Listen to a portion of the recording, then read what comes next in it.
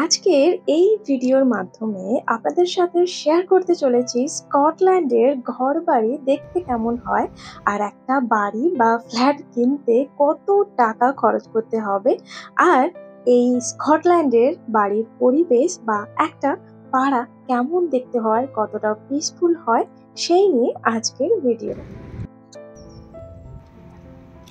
Hello সবাইকে, Scotland থেকে আমি সুজাতা। আমার নতুন একটা ভিডিওতে সবাইকে অনেক অনেক ভালোবাসা। তার আগে বলুন আপনারা সবাই কেমন আছেন? আমরা এখানে দুজনে বেশ ভালোই আছি। আজকে ব্রেকফাস্টে বানিয়েছিলাম বিভিন্ন সবজি দিয়ে কিনোয়া, আর সাথে ছিল একটা ডিম সেদ্ধ, আর বানিয়েছিলাম তরমুজের জুস। তো চলুন এখন ব্রেকফাস্টটা সেরে নিই, তারপর একটু বেরোতে হবে। আজ যেহেতু দেখলাম যে আজকে না ওয়েদারটা খুবই খুবই ভালো। আজকের টেম্পারেচার দেখাচ্ছে এখন 12 ডিগ্রি। আর আমি তো একদম ঠান্ডা ভেবেছিলাম, তাই জ্যাকেট পরেই একদম বেরিয়ে এসেছি। বাট বাইরে এসে দেখলাম যে না, খুবই গরম লাগছে। আর এখানে যদি ম্যাক্সিমাম টেম্পারেচার 20 ডিগ্রিও হয় না, তখন প্রচুর পরিমাণে গরম লাগে। কারণ এখানে পলিউশনের পরিমাণটা এতটাই কম, আর বাতাসে ধূলিকণা একদমই থাকে না।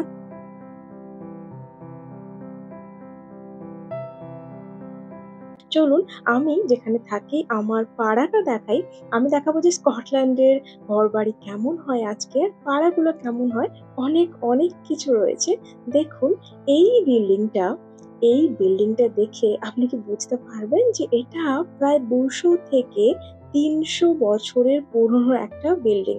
আর এখানে না, মানে এই দেশে, আমাদের দেশ ভারতবর্ষের মতো বিভিন্ন বাড়ি বা ফ্ল্যাট গুলোতে বিভিন্ন রং করা হয় না।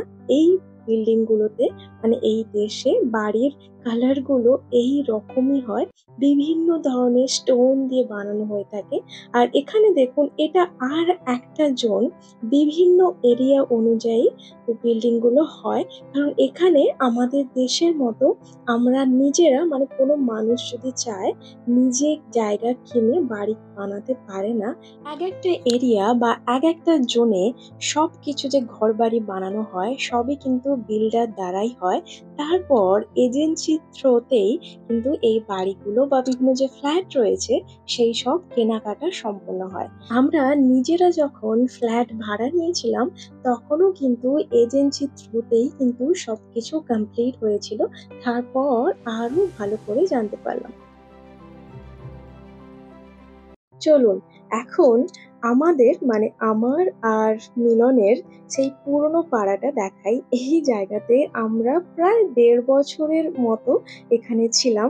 আর এই সেই গাছটা, এই গাছে না প্রচুর পরিমাণে এই পিঙ্ক কালারের ফুল হয়। আর চলুন সামনে এগিয়ে যাই। এই বিল্ডিংটা না অনেক পুরনো, আর এই জায়গাতে আমরা থাকতাম।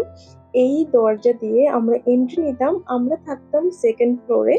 অনেক দিনই কিন্তু ছিলাম, অনেক সুন্দর সুন্দর স্মৃতি রয়েছে এই বিল্ডিংটায়। এই বিল্ডিংটাও কিন্তু অনেক পুরনো, প্রায় 200 বছরের মতো এরকমই। আর আরেকটা জিনিস দেখাই, চলুন এখানে অনেক কিছু না, এরকম রাস্তার ধারে অনেক সুন্দর সুন্দর ফেসিলিটিস রয়েছে। যারা বই পড়তে ভালোবাসেন তাদের জন্য খুবই ভালো। এরকম একটা মিনি লাইব্রেরি, যেখানে প্রায় 50টার মতো বই রয়েছে। তো আপনি যদি চান আপনার পছন্দ মতো আপনি বই নিয়ে যেতে পারেন, তারপর পড়া শেষ হয়ে গেলে আবার এখানে রেখে যেতে হবে।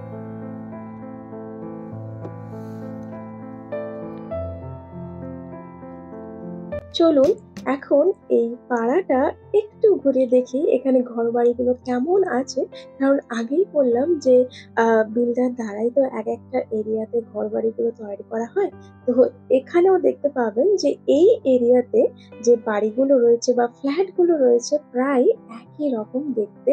তার আগে দেখুন যে এখানে একটা বাড়ির সামনে গার্ডেনে দেখতে পেলাম কি সুন্দর অনেক ধরনের ফুল ফুটেছে, ড্যাফোডিলস, ব্লুবেল, আরো অনেক কিছু।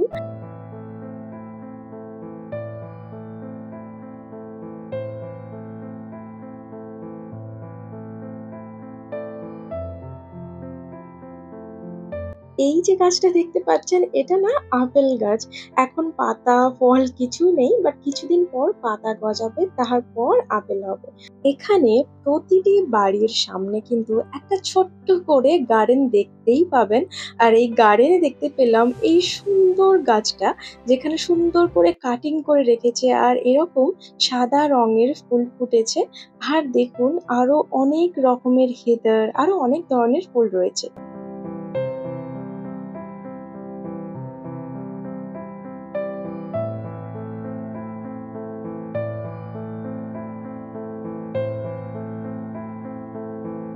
এবার বলি যে স্কটল্যান্ডে আপনি যদি বাড়ি কিনতে চান বা কোনো ফ্ল্যাট 1 বিএইচকে, 2 বিএইচকে, 3 বিএইচকে বা আরো বেশি যদি ফ্ল্যাট কিনতে চান, দাম কত হতে পারে? ধরুন এই বাড়িটার দাম প্রায় ৪ কোটি টাকা এরকম হবে। কিন্তু অবশ্যই ডিপেন্ড করবে যে কোন এরিয়া। কারণ অনেক এরিয়াতেই কিন্তু অনেক ফ্ল্যাট বা বাড়ি রয়েছে খুবই কস্টলি। আবার অনেক এরিয়াতে একটু কম দামে বাড়ি বা ফ্ল্যাট পাওয়া যায়। দেখুন এই বাড়িটার সামনে কি সুন্দরভাবে একটা বসার জায়গাও রয়েছে। স্কটল্যান্ডে না বেশিরভাগ বাড়ি বা ফ্ল্যাটগুলোতে ব্যালকনি থাকে না। কিছু, কিছু ফ্ল্যাটে ব্যালকনি থাকে, কারণ সারা বছর ধরে না এত ঠান্ডা থাকে, ব্যালকনির দরকারই হয় না। হয়তো বছরে মানে ১২ মাসের মধ্যে হয়তো মেক্সিমাম ১ মাস ওই ব্যালকনি ইউজ করা যায়।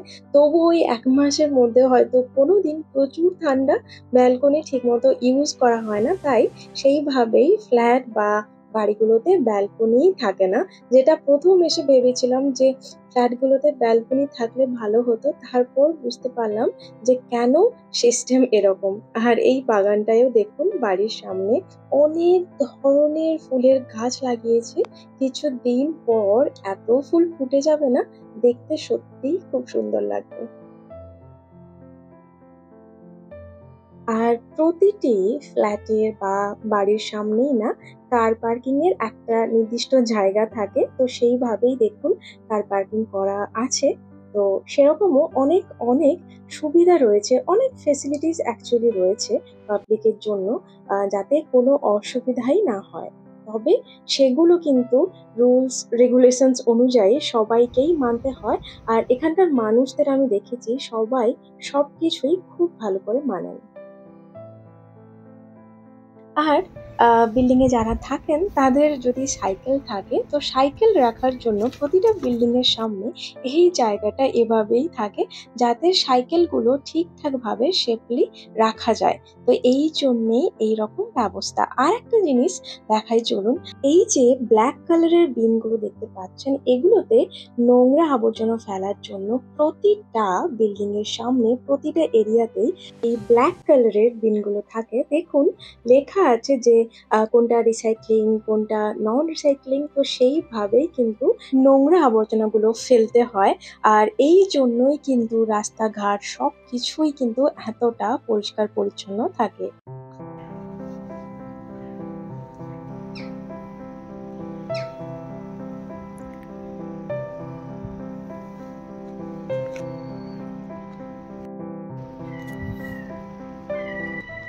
হাঁটতে যেমন অনেক কিছু দেখছিলাম, অনেক সুন্দর, সুন্দর ফুলের গাছ। তার সাথে দেখলাম এই গাছটা দেখুন অনেকটাই কাশফুলের মতো, বাট যদিও বা এটা কাশফুল নয়। আর এখানে যেমন বিভিন্ন রঙের বাড়ি দেখা যায় না, বাট বিভিন্ন রঙের বাড়ির দরজা দেখতে পাবেন। এই যে দেখুন লাল, নীল, হলুদ, সাদা অনেক রঙের। প্রতিটি এরিয়াতে একেকটা করে কমিউনিটি গার্ডেন থাকে। সেই গার্ডেনে ফুল, ফল, অনেক সবজিও চাষ করা হয়।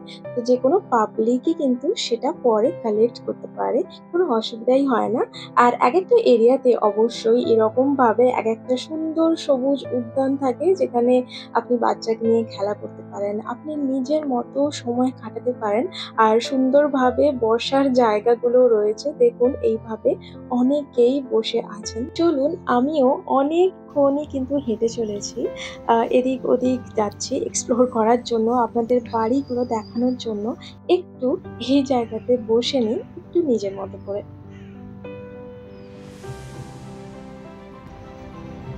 দেখুন শীতকাল ছিল তাই না, শীতকালে এই গাছগুলোতে একটা পাতাও ছিল না, সেই অটনের শেষে ঝরে পড়ে গিয়েছিল। এখন কিছুদিন পর এই মাসের শেষের দিকে একটু একটু করে পাতা আসা শুরু করবে আর চারদিকটা না একদম সবুজ হয়ে যাবে। দেখলাম কিছু বয়স্ক মানুষ হয় হাইকিং করতে যাচ্ছেন, না হলে এলেন। এখানকার মানুষদের দেখে বুঝতে পারি যে কতটা হেলদি ওয়েতে জীবনটা উপভোগ করে থাকেন। এখানে আমি এটাও দেখেছি প্রায় ৮০-৯০ বছরের বয়স্ক মহিলা বা পুরুষ সাইক্লিং করছেন। মানে আমি ভাবলেও অবাক হই আর দেখে না সত্যি খুবই ইন্সপায়ার হই। অনেক, অনেক মুহূর্ত আমি দেখি আর ভাবি সত্যি কতটাই না ভালো।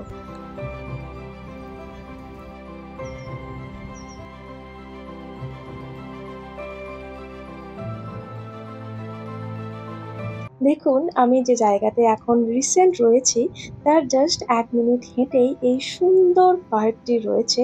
আপনারা হয়তো অনেকেই ভিডিওতে দেখেছেন। এখানে দেখুন আমি দেখলাম এই যে সবুজ উদ্যানটি রয়েছে এর মধ্যে তো অনেক সবুজ ঘাস রয়েছে। এই ঘাসটা যাতে একই সাইজের থাকে আর সুন্দর থাকে তাই এই গাড়িটা দিয়ে সেই লেবেলিং করা হচ্ছে। আর এই পার্কের সাইডে দেখুন বাড়িগুলো কি সুন্দর লাগছে দেখতে। এই দেশের আরেকটা খুব ভালো ফেসিলিটিস রয়েছে সেটা হলো পাবলিক ট্রান্সপোর্ট এতটাই ভালো যেটা আমি এই দেশে এসে প্রথম বুঝতে পারলাম। আপনি যেই এরিয়াতে থাকবেন সেই এরিয়াতেই প্রায় ২ মিনিট হাঁটা পথের মধ্যেই কিন্তু আপনার বাস স্টপ থাকবেই। তো আপনি যেখানেই যান, যেখানেই যাতায়াত করতে চান কোনো অসুবিধাই হয় না। শুধুমাত্র স্কটল্যান্ডে নয় পুরো ইউকে জুড়েই কিন্তু এরকম ফেসিলিটিস রয়েছে পাবলিক ট্রান্সপোর্টের।